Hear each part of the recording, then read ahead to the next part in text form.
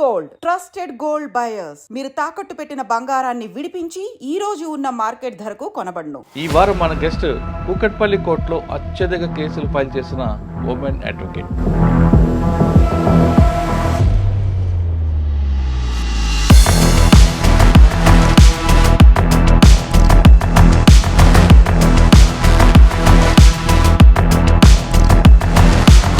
మీరు కూకట్పల్లి కోర్టులో first file చేసిన కేసు ఏంటంటే వర్క్ చేసే ఎంప్లాయీస్ కొంత వెస్ట్రన్ కల్చర్ని కానీ పిల్లల పరిస్థితి ఏంటండి? ఫాదర్కి పిల్లల్ని చూపించడానికి కూడా ఇష్టపడరండి. ఒకవేళ అయిన తర్వాత మెయింటెనెన్స్ సింగిల్ పేమెంటా లేదంటే సెటిల్మెంట్? సింగిల్ పేమెంట్ అనేది అలిమోని అంటామండి దాన్ని. ఆ విధంగా మీరేమో కేసు చెప్పగలరా? సింగిల్గా పింఛన్ డబ్బులు ఒక 80 lakh రూపీ అలిమోని పే చేసే కెపాసిటీ ఈ అమ్మాయి అడిగిన దాంట్లో. భార్య భర్తలు విడిపోవడానికి ప్రధాన కారణం ఇగోవా? ఇప్పుడు ఈ డేస్లో పేషెన్స్ లెవెల్ చాలా తగ్గిపోయిందండి. భర్త వేధింపులతో కేసులు మీ దగ్గరకు వస్తుంటాయి, కానీ భార్య వేధింపులతో కూడా కొన్ని కేసులు ఉంటాయి. యాక్చువల్గా హస్బెండ్ హెరాస్మెంట్ కనిపించదు, చెప్పుకోలేరు వాళ్ళు. ఇప్పుడు వాళ్ళు వెళ్ళి పోలీస్ స్టేషన్లో వైఫ్. కూకట్పల్లి కోర్టు ఎన్నికల్లో పోటీ చేయాలని ఎందుకు అనుకున్నారు? మీకే ఓటేయాలి మీ అడుగు. కూకట్పల్లి కోర్టు ప్రాక్టీసింగ్ అడ్వకేట్స్ నన్ను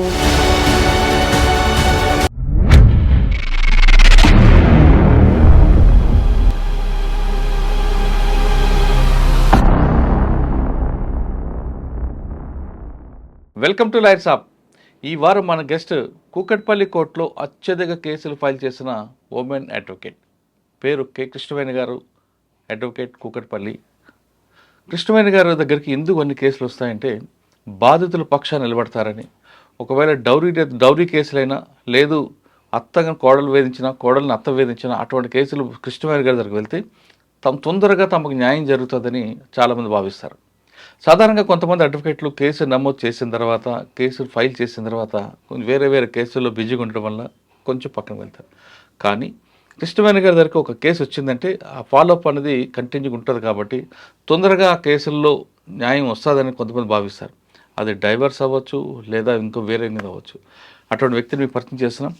సాధారణంగా అత్తని కోడలు వేధించిన, కోడని అత్తలు వేధించిన, లేదా భర్తని భార్య వేధించిన, భార్యలు భర్తను వేధించిన ఏ విధంగా నమోదు చేయాలి? ఒకవేళ భార్య భర్తల మధ్యన విభేదాలు వస్తే, ఒకవేళ డైవర్స్ తీసుకుంటే భరణం కింద భార్యకి ఎంత రావచ్చు? అది ఒకవేళ భరణం కావాలనుకుంటే ఎంతకాలం టైం పడుతుంది? అటువంటి కేసులు ఏ విధంగా ఫైల్ చేయాలి, ఎవరిని సంప్రదించాలనే విషయాన్ని కృష్ణవేణి గారి తెలుసుకుందాం. నమస్తే అండి. నమస్తే అండి. కె కృష్ణవేణి గారు, అడ్వకేట్, కూకట్పల్లి కోర్టు. అవును సార్. కూకట్పల్లి కోర్టులో ఎక్కువ కేసులు ఫైల్ చేసిన వాటిలో మీరు నెంబర్ 1 కనిపిస్తారు. అవునండి. అంటే దానికి మా సర్వేలో రీసెర్చ్లో ఏమొచ్చిందంటే ఎక్కువగా క్లయింట్ పక్షాన్ని నిలబడతారని. ఏదో కేసు ఫైల్ చేయడం కాకుండా వాళ్ళకి ఏదో జడ్జిమెంట్ తొందరగా రావాలి అంటే ప్లస్ ఆర్ మైనస్ అన్నది మీ ఇంటెన్షన్ కాబట్టి ఎక్కువ మంది మీకు సంప్రదించడం, మీరు కేసు ఫైల్ చేయడం చేస్తుంటారు.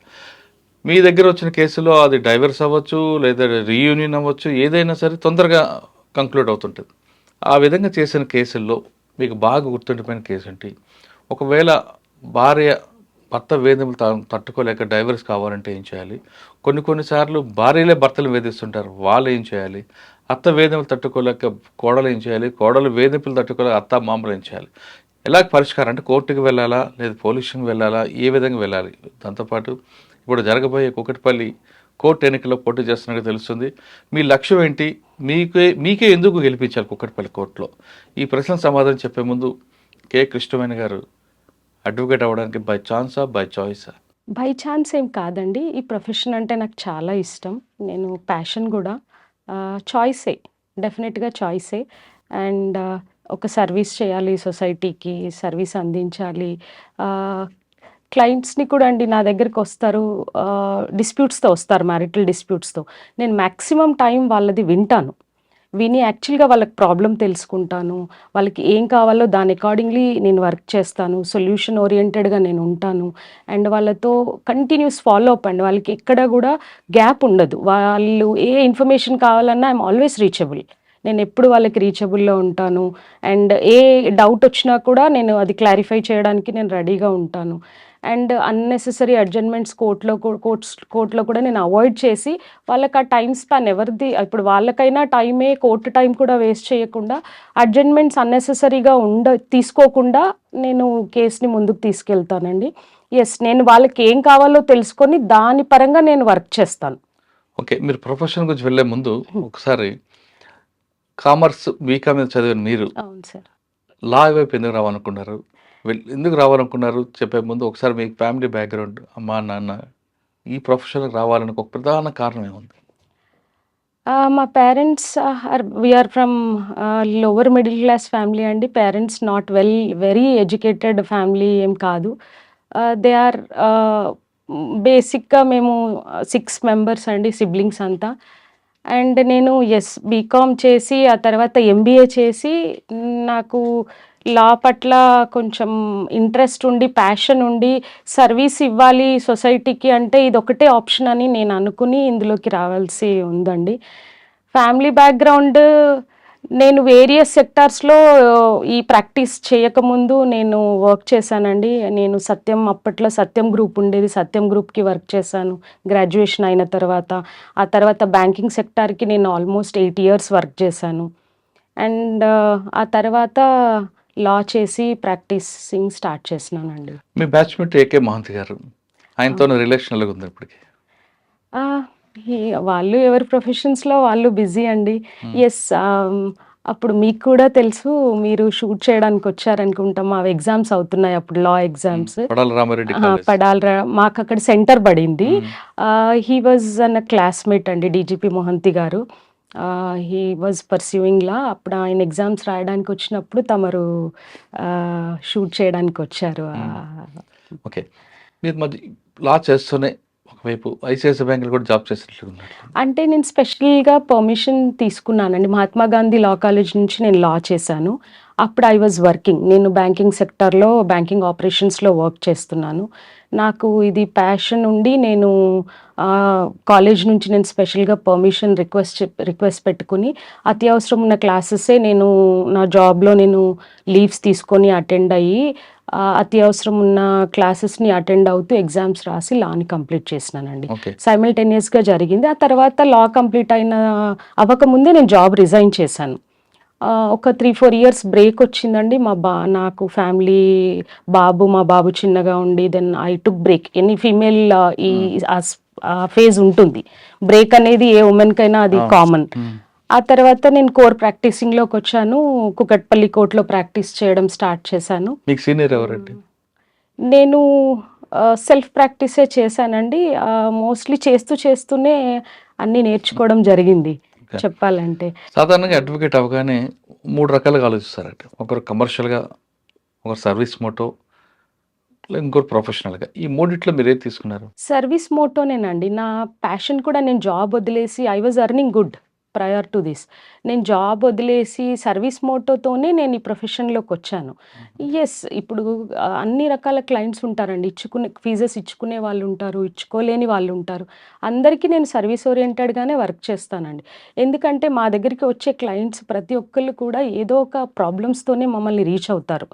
అది మెంటల్ ట్రామాకి వాళ్ళు స్ట్రెస్ ఫీల్ అయ్యే మా దగ్గరికి రీచ్ అవుతారండి. అది మ్యారిటల్ డిస్ప్యూట్ కానివ్వండి, ఇంకేదైనా సివిల్ డిస్ప్యూట్ కానివ్వండి, అదంతా వాళ్ళు ఒక స్ట్రెస్, ఒక ట్రామాతో మా దగ్గరికి వస్తారు. వాళ్ళ యాక్చువల్ ప్రాబ్లమ్ని అర్థం చేసుకుని వాళ్ళకి ఎంతవరకు సర్వీస్ మేము మ్యాక్సిమం ఇవ్వగలిగి వాళ్ళకి కోఆపరేట్ చేస్తూ రిజల్యూషన్ ఇవ్వడానికే నేను కూడా ట్రై చేస్తాను. మీరు కుకట్పల్లి కోర్టులో ఫస్ట్ ఫైల్ చేసిన కేసు ఏంటంటే? ఫస్ట్ ఫైల్ చేసిన కేసు డివోర్స్ కేసేనండి. జ్యూరిస్డిక్షన్, కుకట్పల్లి కోర్ట్స్ జ్యూరిస్డిక్షన్ అలాంటిదండి. అండ్ ఇది చాలా వాస్ట్ జ్యూరిస్డిక్షన్. కుకట్పల్లిలో చాలా ఏరియాస్ కవర్ అవుతాయండి కుకట్పల్లి కోర్ట్ జ్యూరిస్డిక్షన్. ఇప్పుడంతా సైబరాబాద్ అంతా కూడా కుకట్పల్లి అండర్లోకే వస్తుందండి. ఇక్కడ ఏంటంటే వర్క్ చేసే ఎంప్లాయీస్ కొంత వెస్ట్రన్ కల్చర్ని ఫాలో అవుతూ వాళ్ళు ఈ డివోర్స్కి ఎక్కువ శాతం డివోర్సెస్ ఇక్కడ ఫైల్ అవుతాయి. అట్లా ఒక సాఫ్ట్వేర్ ఎంప్లాయీస్ ఇద్దరు మ్యూచువల్ డివోర్స్ కోసం అప్రోచ్ అయినారండి. అది ఫస్ట్ ఫైల్ చేసిన కేసు ఇన్ ది ఇయర్ 2013. సరే, మ్యూచువల్ డివోర్స్ తీసుకోవాలంటే ఏం చేయాలండి? మ్యూచువల్ డివోర్స్ ఆల్రెడీ వాళ్ళు అంత అండర్స్టాండింగ్తో మాట్లాడుకుని లాయర్‌ని అప్రోచ్ అవుతారండి. వాళ్ళవి సెటిల్మెంట్స్ ఏమైనా క్లెయిమ్స్ ఉన్నా వాళ్ళన్నీ రాయించుకుంటారు. మెమరాండమ్ ఆఫ్ అండర్‌స్టాండింగ్ ఒకటి రెడీ చేయాల్సిన అవసరం ఉంటది. వాళ్ళకి ఏమైనా క్లెయిమ్స్ ఉన్నా, ఇంకేమైనా మెయింటెనెన్స్ కానీ అమ్మాయికి, వుమెన్‌కి మెయింటెనెన్స్ ఏదన్నా ఇస్తున్నా, అలిమనీ ఏదన్నా పే చేస్తున్నా హస్బెండ్, అదంతా కూడా ఒక డ్రాఫ్ట్ రెడీ చేసుకొని మ్యూచువల్‌గా కోర్ట్‌ని అప్రోచ్ అయ్యి మేము ఫైలింగ్ అది చేస్తామండి. చేశాక కోర్ట్ మనకి 6 మంత్స్ కూలింగ్ పీరియడ్ ఇస్తుంది. దానికంటే ముందు ఏ కేసెస్‌ని హ్యాండిల్ చేసినా అండి కోర్ట్, ఒక రికన్సిలేషన్ అనే సెషన్ ఒకటుంటదండి. We always work on reunite the couple. హుహు. మేమెప్పుడు కూడా డివోర్స్ కని వాళ్ళొచ్చినా కూడా కోర్ట్ కూడా ఒక అది మ్యాండేటరీ స్టెప్ అండి. రీయునైట్ అవుతారా లేదా ఈ కపుల్ అనేది మాక్సిమం ట్రై చేస్తుంది కోర్ట్. ఆ తర్వాత కూలింగ్ పీరియడ్ పెడుతుంది 6 మంత్స్. ఆ కూలింగ్ పీరియడ్ అయ్యాక డివోర్స్ గ్రాంట్ అవుతుంది. ఓకే. ఇప్పుడు కొంత ఫాస్టర్ మోడ్‌లో ఇంకా ఈ రీయునైట్ అవ్వరు ఇంకా ఈ కపుల్ అని రీకన్సిలేషన్‌లో తేలిపోతే వాళ్ళు కొంత అడ్వాన్స్‌మెంట్ అనేది ఒక స్టెప్ ఉంటుందండి. 6 మంత్స్ కూలింగ్ పీరియడ్‌ని వేవర్ చేయమని వాళ్ళు అడుగుతూ మ్యూచువల్ డివోర్స్‌ని గ్రాంట్ ఓకే. చేయించుకోవచ్చు. ఒకవేళ డివోర్స్ అయిపోయిన తర్వాత మరి అమ్మాయి మెయింటెనెన్స్? వాళ్ళు వన్ టైమ్ సెటిల్మెంట్‌కెళ్తే ఇంకా మంత్లీ మెయింటెనెన్స్ ఉండదండి. అలిమనీ అనేది మీకు తెలుసు వుమెన్ రైట్ వెన్ దే అవును. Are looking for separation. Maintenance వాళ్ళు ఒకవేళ మ్యూచువల్‌లో వాళ్ళిద్దరూ మాట్లాడుకొని మంత్లీ ఇంత పే చేస్తాను అని ఇద్దరూ అగ్రీ అయితే దాన్ని ఒక ఎంఓయూ ఎంటర్ అవుతారండి వాళ్ళు. మంత్లీ అమౌంట్ క్రెడిట్ చేసుకుంటూ ఉంటారు అలా కాకుండా హస్బెండ్. ఒకేసారి సింగిల్ పేమెంట్ యాలిమోనీ అవ్వచ్చా? అండి అది. హుహు. అది one time full and final settlement చేసేసుకుంటారు. ఒక లంసమ్ ఫిగర్, ఒక లంసమ్ అమౌంట్ హస్బెండ్ వైఫ్‌కి ఇచ్చేస్తారు. ఇంకా ఏ క్లెయిమ్స్ లేవనేసి క్లోజ్ ఓకే. చేసుకుంటారండి. ఇప్పుడు మ్యూచువల్ డివోర్స్‌లో అమ్మాయికి పిల్లలున్నారనుకోండి. వాళ్ళకి కూడా ఇచ్చేస్తారా? అంటే వాళ్ళు మ్యూచువల్ అనేది ఆల్రెడీ వాళ్ళన్నీ మాట్లాడుకొని కోర్ట్‌ని అప్రోచ్ అవుతారండి to get the divorce granted. హ్మ్. డివోర్స్ ఒక పేపర్ తీసుకోవడానికి మట్టుకు కోర్ట్‌ని అప్రోచ్ అవుతారు. ఔట్ ఆఫ్ ది కోర్ట్ వాళ్ళన్నీ మాట్లాడుకుంటారు. మ్యూచువల్ అంటేనే అది. మ్యూచువల్‌గా అన్నీ వాళ్ళు డిస్క్రిషన్ అంతా వాళ్ళు తీసేసుకుని, ఇప్పుడు పిల్లలుంటే పిల్లలకి కూడా వన్ టైమ్ సెటిల్మెంట్ చేసే స్కోప్ ఉంది హస్బెండ్ దగ్గర అంటే అలాగే చేసుకుంటారు. ఒక్కసారి వన్ టైమ్ అమౌంట్ ఇచ్చుకుంటారు. హ్మ్. లేదు అంత ఇవ్వలేని పక్షాన వాళ్ళు మంత్లీ అమౌంట్ వాళ్ళే మాట్లాడుకుంటారు. పిల్లలకయ్యే ఖర్చులు, మెయింటెనెన్స్, ఎడ్యుకేషను హస్బెండ్ పైనే లయబుల్ ఉంటుందండి. హ్మ్. అది అలాగే రాసుకుని క్లోజ్ చేసుకుంటారు కరెక్టే. కేస్‌ని. కానీ పిల్లల పరిస్థితి ఏంటండి? ఇటు విజిటేషన్ తల్లి దగ్గర ఉంటుంది. ఉంటారు. అవునండి. తండ్రి ఎవరు అంటే వాళ్ళకి అహా! తెలీదు కదా! ఆ ఆ కస్టడీ ఆ అహా! అటువంటి కేసుల్ని కోర్టు పరిగణలోకి తీసుకోదా? పిల్లల గురించి తీసుకుంటది. ఆలోచించదా కోర్టు? డెఫినిట్‌గా తీసుకుంటదండి. కోర్ట్ అంటే అన్ని మెయింటెనెన్స్ స్టెప్స్. కోసం కాదు. పిల్లలకి ఒక తండ్రి ట్రూ. అని కావాలి గదా! ట్రూ. కోర్ట్ ఫస్ట్ ఫైల్ అవ్వగానే మనకు డివోర్స్ గ్రాంట్ చేయదండి. ఈవెన్ మ్యూచువల్‌గా వాళ్ళు మాట్లాడుకొని వచ్చినా కూడా హ్మ్. కోర్ట్ ఒక 6 మంత్స్ కూలింగ్ పీరియడ్ సర్వ్ చేయండి అని ఎందుకు చెప్తుంది అంటే, ఎట్ ఎనీ పాయింట్ ఈ కపుల్ రీయూనియన్ అవుతే వాళ్ళకున్న పిల్లలు డిస్టర్బ్ అవ్వకుండా ఉంటారు. వాళ్ళకి మెంటల్‌గా స్ట్రెస్ అవ్వకుండా ఉంటారు. ఇప్పుడు కస్టడీ మాక్సిమం కేసెస్‌లో మదరే తీసుకుంటారండి. 18 ఇయర్స్ వచ్చే వరకు పిల్లలు మదర్ దగ్గరే ఉండాలని ఒక అది కాన్సెప్ట్ ఒకటుంది. ఇప్పుడు 18 ఇయర్స్ మదర్ దగ్గరే ఉంటారు. కానీ ఫాదర్‌కి విజిటేషన్ రైట్స్ ఉంటాయి. హ్మ్. కొన్ని సార్లు మదర్ ఇష్టపడదు. వాళ్ళకుండే డిస్ప్యూట్స్ పరంగా ఫాదర్‌కి పిల్లల్ని చూయించడానికి కూడా ఇష్టపడరండి. ఇష్టపడకపోతే ఆ పిల్లలు మధ్యలో అక్కడ నలిగిపోతూ ఉంటారు. ఫాదర్ కోసము మదర్ దగ్గర ఉంటూ వాళ్ళు మిస్ అవుతూ ఫాదర్ ఎఫెక్షన్‌ని. ఇదంతా కూడా జరుగుతుంది. కోర్ట్ అందుకనే మ్యూచువల్‌కి వచ్చినా కూడా 6 మంత్స్ కూలింగ్ పీరియడ్ సర్వ్ చేయమని చెప్తుంది అంటే మాక్సిమం పిల్లల ఒపీనియన్ టైమ్‌లో. తీసుకుంటదా కోర్టు? పిల్లలు ఇప్పుడు మైనర్ పిల్లల ఒపీనియన్ కొంచెం తక్కువే కన్సిడర్ చేస్తదండి. అట్లా అని మొత్తం కూడా తీసుకోకుండా ఉండదు. ప్రొటెక్షన్ ఆఫ్ చిల్డ్రన్ ఒకటి చేయమని ఒక సెషన్ పెడతారు హుహు. కోర్ట్‌లో. పిల్లలది కూడా వింటారు. హ్మ్. వాళ్ళు చిన్న పిల్లలు వాళ్ళు డిసిజన్ తీసుకోలేని స్టేజ్‌లో ఉంటే మైనర్స్, కొంత అవగాహన ఉన్న పిల్లలు ఇప్పుడు 6థ్, 7థ్ క్లాస్ చదువుతున్న పిల్లలకి కొంత అవేర్‌నెస్ ఉంటది. మాకు ఇది బాగుంది. వాళ్ళు చెప్పగలుగుతారు. ఏది బాగుంది, ఏది బాగాలేదు అని. అలాంటివి కూడా కొన్ని వింటదండి చాలా సార్లు ఒకవేళ కోర్టులో పిల్లలు మా అమ్మా, నాన్న విడగొట్టొద్దు హ్మ్. జడ్జి గారు అనుకోరనుకుంటే అప్పుడేం చేస్తారు హ్మ్. కోర్టు? వాళ్ళు అలా ఆ మ్యూచువల్‌కొచ్చినా విధంగా అడిగే విధంగా కేసులున్నాయా? ఉంటాయండి. అందుకనే రికన్సిలేషన్ అనే మ్యాండేటరీ స్టెప్ మీరు ఫైలింగ్ చేసుకోండి. మీరంతా మాట్లాడుకొని వచ్చారు మ్యూచువల్‌కి. కానీ పిల్లల కోరికను మన్నిస్తదా కోర్టు? అంటే అన్ని సిట్యుయేషన్స్‌లో అది పాసిబుల్ కాదు కదండీ కోర్ట్‌కి కూడా. హ్మ్. Depends on the case. ఇప్పుడు ఓకే. పిల్లలకి విడిపోకూడదనే ఉంది. కానీ పేరెంట్స్ పద్దాక వాళ్ళు కొట్లాడుతూనే ఉన్నారు. డిస్ప్యూట్స్ ఉన్నాయి. మ్యారిటల్ హ్మ్. డిస్ప్యూట్స్. ప్రతిరోజు వాళ్ళకి డిస్టర్బెన్సెస్ అవుతూనే ఉన్నాయి. ఆ సిట్యుయేషన్‌లో వాళ్ళు ఫైలింగ్ చేసుకున్నప్పుడు దాని మెరిట్స్ చూస్తదండి. కేస్‌లో ఉండే మెరిట్స్‌ని చూసి కోర్ట్ ఇవ్వాలా లేదా అనేది కోర్ట్ డిస్క్రిషన్ అది. యెస్, పిల్లలు ఉన్నప్పుడు చాలా సార్లు మాక్సిమం వాయిదాలలో కోర్ట్ చెప్తూనే ఉంటది. రీథింక్ చేసుకోండి అని. అలాగని మనం ఫైలింగ్ చేసిన వెంటనే కౌంటర్ స్టేజ్‌కి కూడా వెళ్ళదండి కేసు. ఫస్ట్ రికన్సిలియేషనే పంపిస్తారు. దానికి మీడియేషన్ సెంటర్స్ ఉన్నాయండి మనకు కోర్ట్స్‌లో. డిస్ట్రిక్ట్‌లో ప్రతి కోర్ట్స్‌లో ఒక మీడియేషన్ సెంటర్ ఉంటుంది. దానికి సెపరేట్ అడ్వకేట్స్ కౌన్సిలింగ్‌కి అసైన్ అయ్యి ఉంటారు. వాళ్ళు అక్కడ ఎళ్లి వీళ్ళు మీడియేషన్‌కి అటెండ్ అయ్యి అక్కడ కూడా సెషన్స్ మాదిరిగా 2, 3 సెషన్స్‌లో మొత్తం వర్షన్ ఇద్దరిది వింటది కపుల్‌ది. విన్నాక వాళ్ళది వాళ్ళని అక్కడ కూడా కలపడానికి రీయునైట్‌కే చూస్తుంది కోర్ట్ మాక్సిమం సినారియోస్‌లో. అవ్వట్లేదు ఇంకా ఇది ఇది బ్రోకెన్ మ్యారేజ్ అని వాళ్ళు రిపోర్ట్ ఎప్పుడైతే ఫెయిల్డ్ రికన్సిలేషన్ అని ఇచ్చిన తర్వాత నెక్స్ట్ స్టేజెస్‌కి వెళ్తుంది కేసు. అప్పుడు మెరిట్స్‌లోకి వెళ్తది కోర్ట్ కూడా. అచ్చా. ఒకవేళ అయిన తర్వాత మెయింటెనెన్స్ సింగిల్ పేమెంటా లేదంటే సెటిల్మెంట్ అని సింగిల్ వస్తది. పేమెంట్ అనేది అలిమోని అంటామండి దాన్ని. ఆ మెయింటెనెన్స్ విధంగా కూడా మీరేమన్నా కేసు చెప్పగలరా? సింగిల్‌గా ఆ! ఇప్పించిన డబ్బులు. చాలా కేసెస్ ఉన్నాయండి. ఇప్పుడు రీసెంట్‌గా నేను ఒక కేస్ క్లోజ్ చేశానండి. ఇద్దరూ వెరీ వెల్ ఎడ్యుకేటెడ్ డాక్టర్స్ అండి కపుల్. హస్బెండ్, వైఫ్ కూడా. వాళ్ళకి చాలా రోజుల నుంచి మ్యారిటల్ డిస్ప్యూట్స్ ఉన్నాయి. హస్బెండ్ కొంత అమ్మాయిని వదిలేసి వేరే చోట ఉంటున్నారు. సెపరేట్ అయిపోయిన సిట్యుయేషను. డివోర్స్ అమ్మాయి ఫైల్ చేసింది. కొన్నాళ్ళు కోర్టుకి మూవ్ అయ్యి రికన్సిలేషన్ ఎళ్లి అక్కడ అది ఫెయిల్ అయ్యి, ఆ తర్వాత వాళ్ళని కూర్చోబెట్టి మాట్లాడి అమ్మాయి రిక్వైర్మెంట్ ఏంటో తెలుసుకుని, అతను ఇవ్వగలడా లేదా, ఆయనకి కెపాసిటీ ఉందా లేదా ఈ అమ్మాయి అడిగేదని తెలుసుకొని ఒక 80 lakh రూపీ అలిమోని పే చేసే కెపాసిటీ ఈ అమ్మాయి అడిగిన దాంట్లో 1 crore అడిగితే 80 lakhsకి నెగోషియేషన్‌లో 80 lakhs అమ్మాయికి ఇప్పించిన సిట్యుయేషన్ ఉందండి. వెరీ రీసెంట్‌గా ఓకే. క్లోజ్ అయిందండి. ఒకవేళ 3 అబ్బాయి దగ్గర డబ్బులు లేవనుకోండి.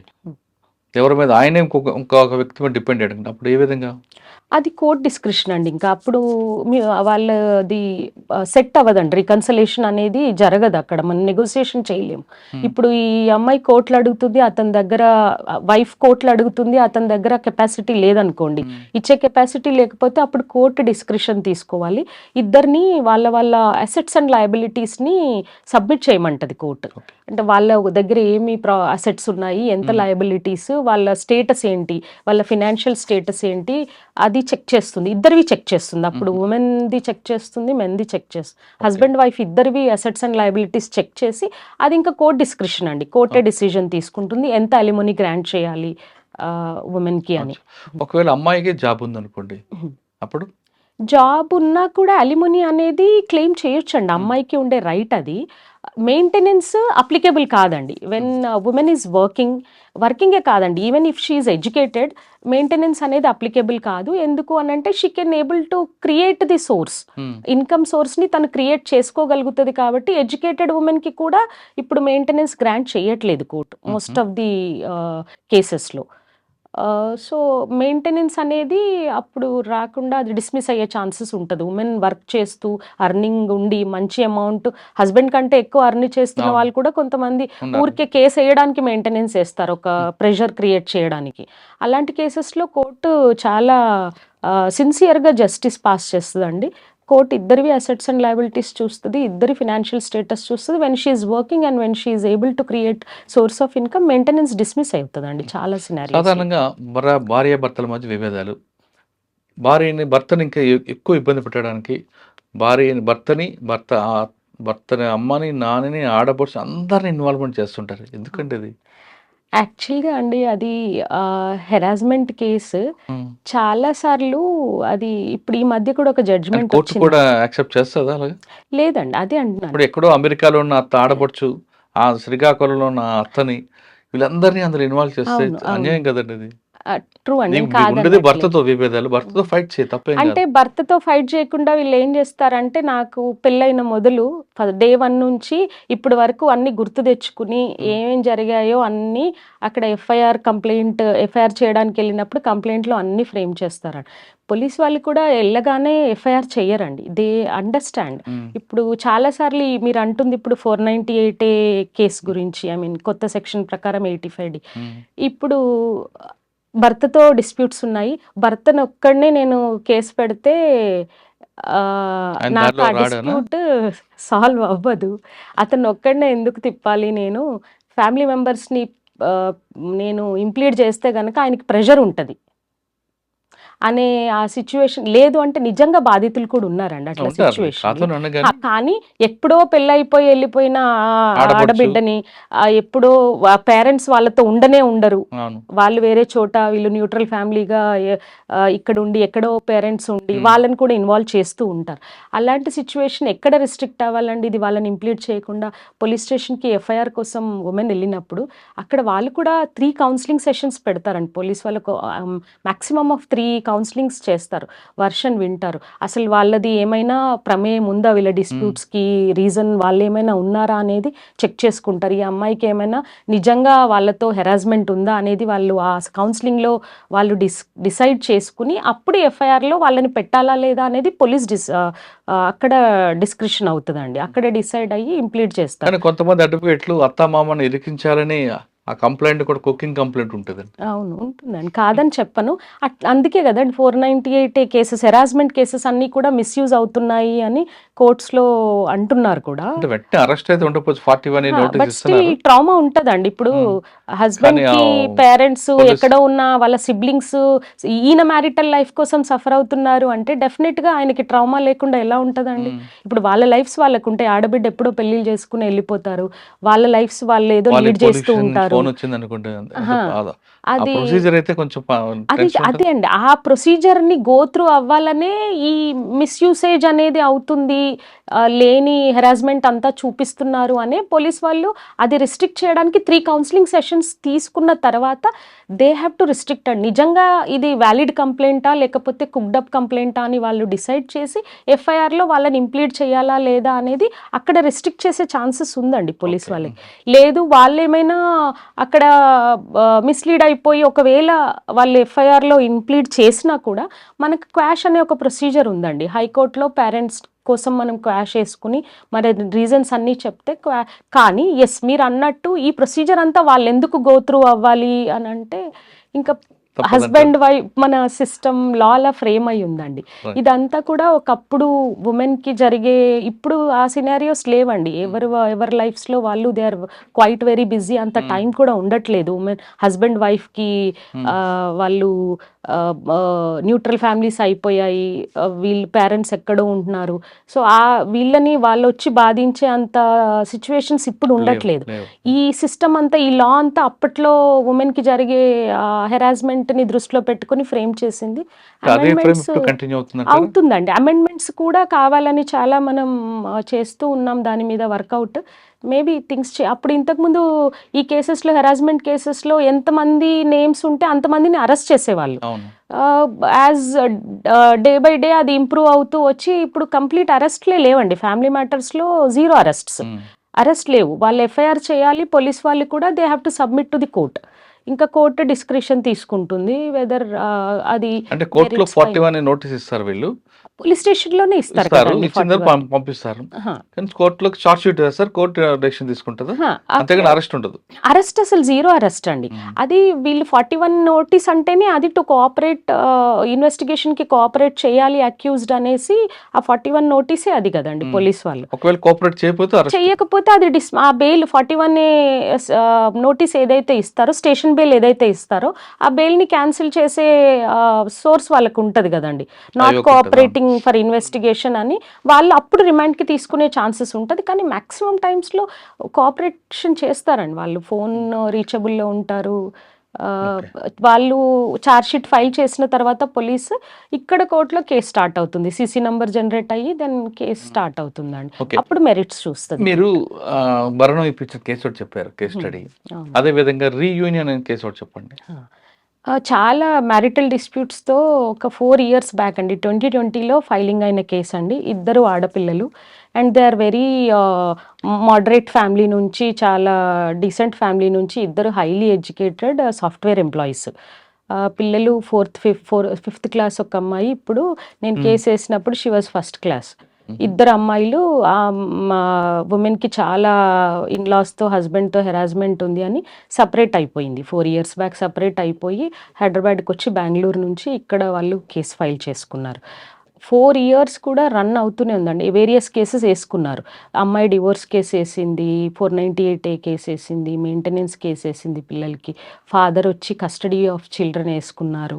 ఈ కేసెస్ అన్నీ నడుస్తూ ఉన్నాయి.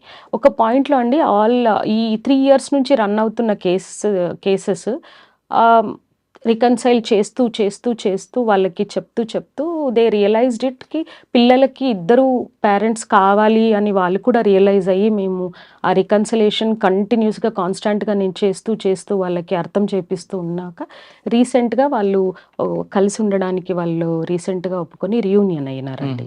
ఇది రిమార్కబుల్ కేసే అండి చెప్పాలంటే. వెరీ టఫ్ యాటిట్యూడ్స్‌తో వచ్చినారండి వాళ్ళిద్దరు వాళ్ళు. రీయూనియన్ అయినప్పుడు ఆ పిల్లల యొక్క ఫీలింగ్స్ ఏంటి? మీకున్న హ్యాపీనెస్ ఎలాగొచ్చింది? పిల్లలు చాలా హ్యాపీ. నేనసలు యాక్చువల్‌గా అతనికి విజిటేషన్ వచ్చిందండి. ఎవ్రీ సాటర్‌డే కోర్ట్‌కు తీసుకొచ్చి చూసేలాగా.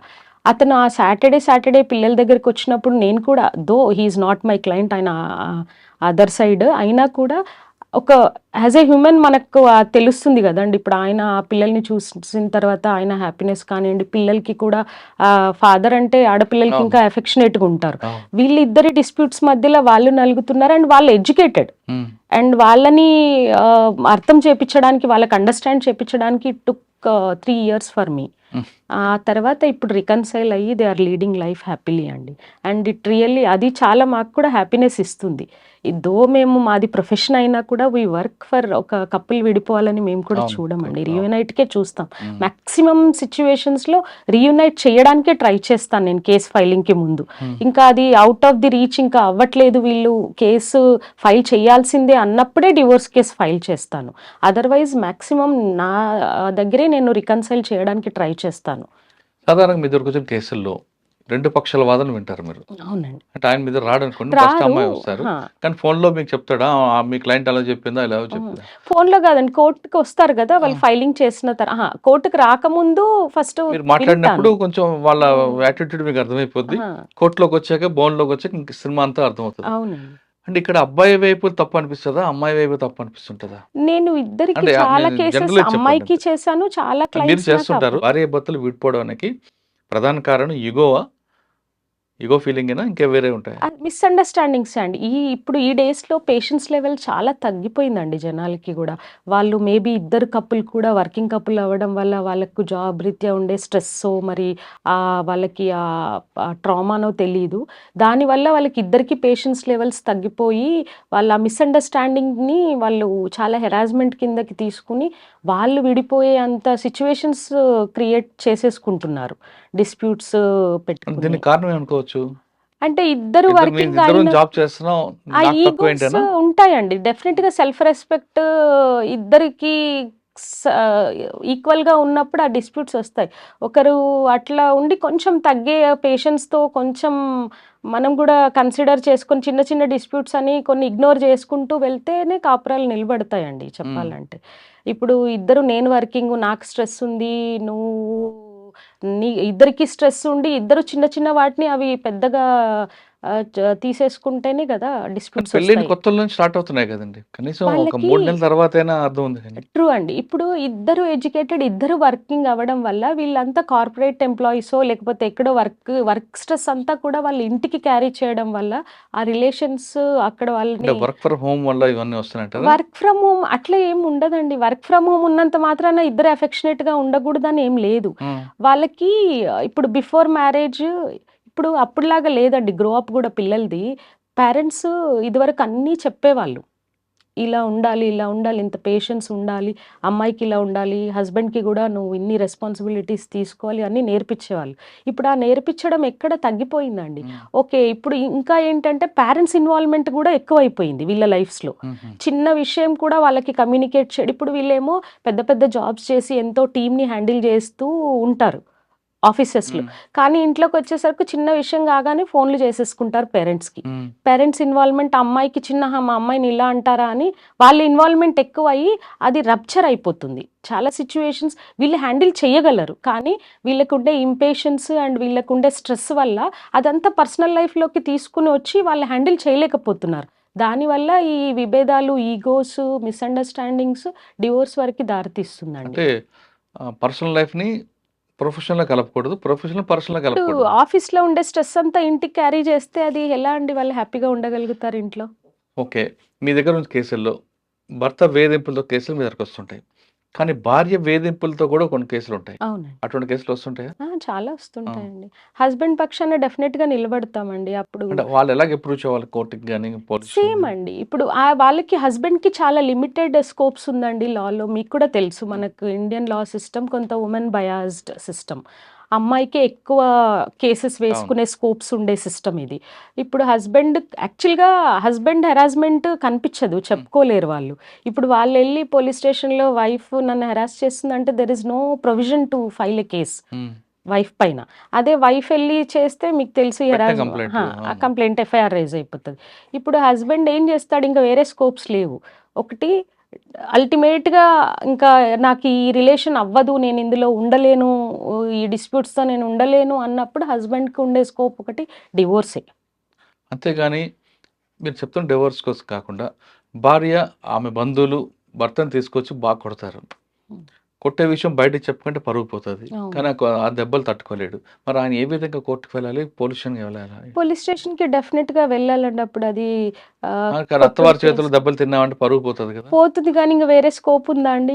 అతను చెప్పుకోవాల్సిందే కదా! ఇప్పుడు ఆ దెబ్బలు పద్దాక తినలేడు గదా! ఆయన రోజు ఆ హెరాస్మెంట్‌ని గూడా క్యారీ చేయలేడుగా. హ్మ్. దానికి సరిపడా సెక్షన్స్ వాళ్ళు కొట్టడాలు అలాంటి హర్ట్ అది జరిగినప్పుడు దానికి సరిపడా సెక్షన్స్ మరి పోలీస్ దానికి వాళ్ళు ఎవిడెన్స్? డెఫినెట్‌గా ఎవిడెన్సెస్ తీసుకోవాలండి. పోలీస్ వాళ్ళు కలెక్ట్ చేస్తారండి. ఊరికేనే ఎఫ్ఐఆర్ అయితే అవ్వదు. దే కానీ definitely police work on it. స్టేషన్‌లోకొచ్చిన తర్వాత అదే అమ్మాయి బంధువులు కూడా పోలీస్ స్టేషన్ ముందు భర్తని దేవుడిలా చూస్తారు. ఇంటికి వెళ్ళిన తర్వాత ఒక రౌండ్ ఏస్తున్నారు. అవును. మరి అటువంటప్పుడు ఎలా?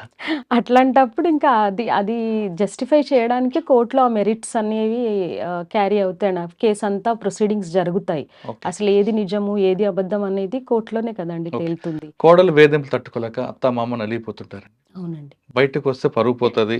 తమ పిల్లల పరువు పోతదని బాధపడతారు. కానీ ఈ వేధింపులు తట్టుకోలేక నరకం చూస్తుంటారు. అటువంటి వాళ్ళు ఏం చేయాలి? ఇప్పుడు అత్త ఒకవేళ నిజంగా కోడలు వేధిస్తుంది అన్నప్పుడు ఈవెన్ డీవీసీ అత్తగారు గూడా వేసుకోవచ్చండి కోడల మీద. హ్మ్. అంటే చాలా వాళ్ళకి తెలియనిదేంటంటే డీవీసీ అనేది ఓన్లీ కోడలికి ఉన్న ప్రొవిజనే అని అనుకుంటున్నారు. అత్త గూడా కోడల మీద వేయొచ్చండి. అలా చాలా కేసెస్ ఫైల్ అయిన సినారియోస్ ఉన్నాయి. ఆహ్, డొమెస్టిక్ వయలెన్స్ అనేది అత్తగారు కూడా కోడల మీద వెళ్లి ఫైల్ చేయొచ్చు. కానీ కొంతమంది కొడుకు, కోడలు అత్తామామను తీసుకెళ్ళి ఓల్డ్ ఏజ్ హోమ్‌లో పడేస్తుంటారు. అవునండి. వాళ్ళేం చేయాలండి?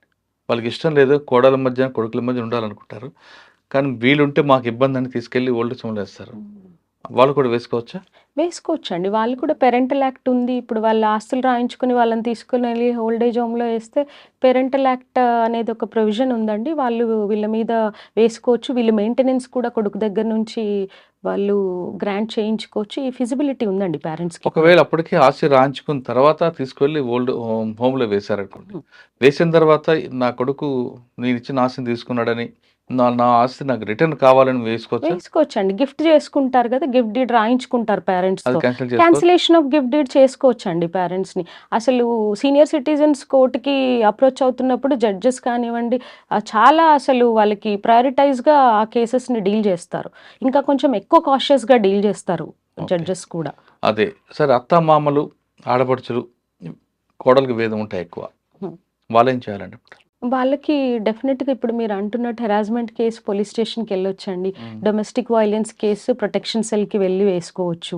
వాళ్ళకి ఒకవేళ she is not earning, not educated maintenance case వేసుకోవచ్చు. హ్మ్. ఈ కేసెస్ అన్నీ వేసుకోవచ్చు. కానీ హెరాస్మెంట్ కేస్ ఒకసారి పోలీస్ స్టేషన్‌కి వెళ్ళిన తర్వాత కాపురాలు చక్కబడడం కొంచెం కష్టమండి. మాక్సిమం టైమ్స్ వాళ్ళు అక్కడ రికన్సిలేషన్ వాళ్ళు ఇప్పుడు పోలీస్ వాళ్ళు కూడా ఊరికేనే ఆ కేస్ కట్టేయరండి. హుహు. కౌన్సెలింగ్ సెషన్స్ ఏవైతే ఉంటాయో అవి చాలా స్ట్రాంగ్‌గా వాళ్ళు పాయింట్ టు పాయింట్ వాళ్ళు అర్థం చేసుకొని వాళ్ళకి రికన్సైల్ చేయడానికి మాక్సిమం అక్కడ రికన్సిలేషన్ అవ్వడానికే ట్రై చేస్తారు. సరే ఇప్పుడు ఈ హెరాస్మెంట్ భరించలేక వైఫ్ వచ్చి సెపరేషన్‌కి వేసుకున్నా కూడా కోర్ట్ వేసుకున్న వెంటనే ఫస్ట్ స్టేజ్ ఆఫ్ ది కేసే రికన్సిలేషన్ అండి. కానీ అక్కడ కొంతమంది మళ్ళీ అవుతది. అత్తమామలు గాని, కోడలు గాని కుటుంబ పరువు పోతదని బాధపడుతుంటారండి. మరి అటువంటిప్పుడు ఏం చేయాలి? ఇంకా పరువు కోసం చూసుకుంటే ఈ హెరాస్మెంట్ ఎక్కువైపోతుంది కదండి. ఆ ట్రామా ఒక పాయింట్లో వాళ్ళు కూడా బయటకొచ్చి చెప్పాల్సిందే. కోర్టుకు కానివ్వండి, నియరెస్ట్ పోలీస్ స్టేషన్లో రిపోర్ట్ చేయడం కానివ్వండి, చేయాల్సిందే. ఒక ఎక్స్ట్రీమ్ వరకే ఎవరైనా కూడా అది తీసుకోగలుగుతారు కదా. ఆ తర్వాత మనం వీ హ్యావ్ టు డిస్క్లోజ్, అది చేయాల్సిందే. ఓకే. మీరు 2013 అనుకుంటా సర్వీస్ స్టార్ట్ అయింది. అవునండి. 2013 నుండి 2025 వరకు ఎన్ని కేసులు ఫైల్ చేస్తుంటారండి? ఒక 3000 కేసెస్ ఫైల్ చేశానండి. హ్మ్. అందులో ఒక 600-700 కేసెస్ రికన్సైల్ అయినాయండి. సూపర్. అటువంటి ఫ్యామిలీస్ వస్తుంటాయి మీ దగ్గరికి? చాలా అండి. చాలా క్లోజ్‌గా వాళ్ళు గూడా తర్వాత కూడా కాల్స్ చేస్తారు. వీ హ్యావ్ అంటే నా కమ్యూనికేషన్ క్లయింట్‌తో చాలా ఫ్రెండ్లీ కమ్యూనికేషన్ ఉంటుందండి. వాళ్ళు ఎప్పుడు కాల్ చేసినా ఈవెన్ చాలామంది ఫారిన్ కంట్రీస్‌లో కూడా ఉన్నారండి. వాళ్ళు ఇండియాకొచ్చినప్పుడు దే కమ్ టు మీ, చాలా ఎఫెక్షనేట్‌గా మాట్లాడడము. వాళ్ళు అప్పుడప్పుడు కాల్ గూడా చేస్తూ ఉంటారు. అండ్ కమ్యూనికేషన్ ఈజ్ ఆన్ అండి. ఎప్పుడు నేను కమ్యూనికేషన్ ల్యాక్ ఉండదు నా దగ్గర ఎప్పుడు ఓకే. కూడా. సరే, ఫైనల్‌గా వద్దామండి. కూకట్పల్లి కోర్టు ఎన్నికల్లో పోటీ చేయాలని ఎందుకు అనుకున్నారు? మీకే ఓటేయాలని నేను ఎందుకు అడుగుతున్నా? ఓకే. కుకట్పల్లియే కాదండి, త్రూఅవుట్ తెలంగాణ వుమెన్ అడ్వకేట్స్ ఎలక్షన్స్‌లో కంపీట్ చేయడం పర్సెంటేజ్ చాలా తక్కువుందండి. నేను ప్రెసిడెంట్‌గా నామినేషన్ ఏసినానండి. వుమెన్ అడ్వకేట్స్ త్రూఅవుట్ తెలంగాణలో ఉన్న అన్ని కోర్ట్స్‌లలో గూడా ప్రెసిడెంట్ పొజిషన్‌ని ఇప్పుడు దాకా తీసుకున్నట్టు నాకైతే అవగాహనలో లేదండి. తీసుకోలేదు. అసలు వేరే చిన్న చిన్న పోస్టుల వరకే వచ్చి ఆగిపోతున్నారు. ఉమెన్‌కి మీకు తెలుసు 33% రిజర్వేషన్ ఇవ్వాలని బిల్ కూడా పాస్ అయింది. సో, అడ్వకేట్స్ మేము ఒక ఇంటలెక్చువల్స్ అండి, ప్రొఫెషనల్స్. ఆ ప్రొవిజన్‌ని మేము కూడా యుటిలైజ్ చేస్తేనే కదా వేరే వాళ్ళకి మేము పాత్ చూపించినట్టు ఉంటుంది. ఇప్పుడు ఎలక్షన్స్‌లో ఫస్ట్ టైమ్ అండి కూకట్పల్లి కోర్ట్‌లో కూడా ప్రెసిడెంట్‌కి నామినేషన్ వేసింది.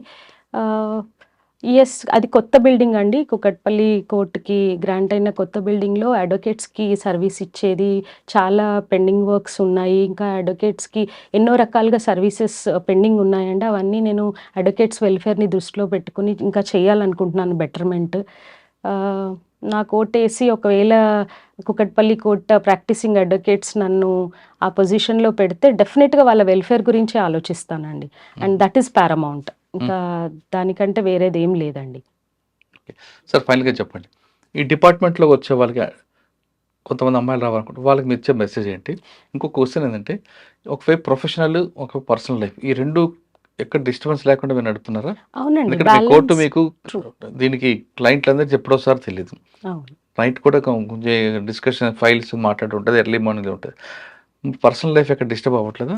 టఫ్ జాబేనండి, కాదని చెప్పను. బట్ ఇది చాలా ప్యాషన్ ఉన్న వాళ్ళే ఈ ప్రొఫెషన్‌లో రావాలని ఇప్పుడు అప్‌కమింగ్ అడ్వకేట్స్‌కి కూడా చెప్తాను. ఇది ఓన్లీ మీరు రెవెన్యూ జనరేట్ చేసుకోవడానికి ప్రొఫెషన్‌లోకి అయితే this is not the correct profession. Yes, family అంటే నేను ఫ్యామిలీకి కూడా మాక్సిమం ఒక టైం సెట్ చేసుకుంటానండి నేను కూడా క్లయింట్స్‌కి. ఆ టైం స్పాన్‌లో వాళ్ళ టైంని 100% వాళ్ళకే కేటాయిస్తాను. నా ఫ్యామిలీ టైంని 100% నేను ఫ్యామిలీకి ఇస్తానండి. అది కొంచెం షెడ్యూల్ ప్రాపర్‌గా చేసుకోగలిగితే ఉమెన్ ప్రొఫెషన్‌ని, ఫ్యామిలీని బ్యాలెన్స్ చేయగలుగుతుంది. ఓకే. మహిళా అడ్వకేట్లు ఖచ్చితంగా రండి. పేదవాడికి న్యాయం చేయాలంటే ఇది బెస్ట్ ప్రొఫెషన్ అంటున్నారు కృష్ణవేణి గారు. కానీ డబ్బులు సంపాదించాలి కాకుండా ఒక ప్యాషన్‌గా రండి. ఖచ్చితంగా క్లయింట్స్ మీకు ఎప్పుడూ గుర్తుపెట్టుకుంటారంటూ కృష్ణవేణి గారు చెప్తున్నారు. ఇది కృష్ణవేణి గారితో ఎక్స్‌క్లూజివ్ ఇంటర్వ్యూ. వచ్చే వారం మరో గెస్ట్‌తో మళ్ళీ కలుద్దాం. అంతవరకు నమస్తే. థ్యాంక్ యూ అండి. Thank you very much. All the best. Thank you అండి.